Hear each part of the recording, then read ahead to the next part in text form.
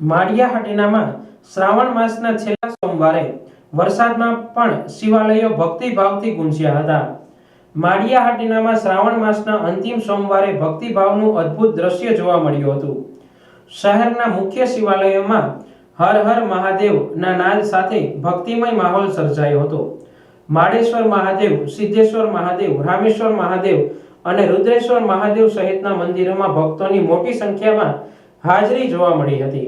શિવલિંગ પર જળાભિષેક, રુદ્રાભિષેક અને બિલ્વપત્ર અર્પણ કરીને ભક્તોએ પૂજા અર્ચના કરી હતી।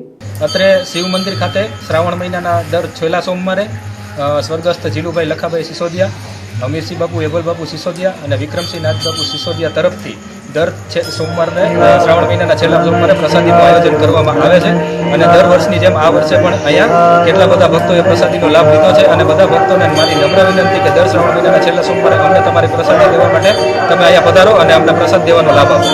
મંદિરોમાં પૂજન, આરતી અને પ્રસાદનું આયોજન કરાયું હતું। શિવાલયોમાં દીપમાળા દર્શન, હિમાલયના દર્શન, ચલણી નોટના દર્શન સહિતના શણગારના દર્શન કરવા ભક્તો ઉમટી પડ્યા હતા। શિવ ભક્તોએ મહાદેવના દર્શન કરીને આધ્યાત્મિક આનંદનો અનુભવ કર્યો હતો। આખો દિવસ મંદિરોમાં ભક્તિભાવ અને શાંતિપૂર્ણ વાતાવરણ છવાયેલું રહ્યું હતું। સોમવારનો દિવસ ભક્તો માટે માત્ર પૂજા જ નહીં પરંતુ ઉત્સવ સમાન બની ગયો હતો।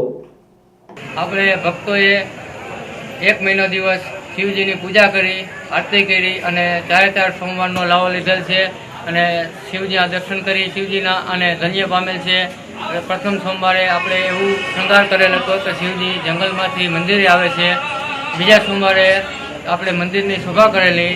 ત્રીજા સોમવારે આપણે રથ ઉપર શિવજી બેઠા હોય એવું શૃંગાર કરેલો અને અત્યારે આજે શિવજી છેલ્લા સોમવારે હિમાલયમાં જાય છે એટલે હિમાલયનું દ્રશ્યનો આપણે શૃંગાર કરેલો અને શિવજીના બધાએ દર્શન કરેલા। ગામ લોકોએ બધાએ ભાવપૂર્વક દર્શન કરેલા અને ધન્ય પામેલ બધા શિવજીના નામથી ઓમ નમઃ શિવાય, નમઃ શિવાય આજે શિવ મંદિર ગુંજી ઉઠેલું હતું। ત્યારે આજે ભક્તોએ બધાએ દર્શન કરી અને ધન્યતા પામેલ। ઓમ સદાશિવ।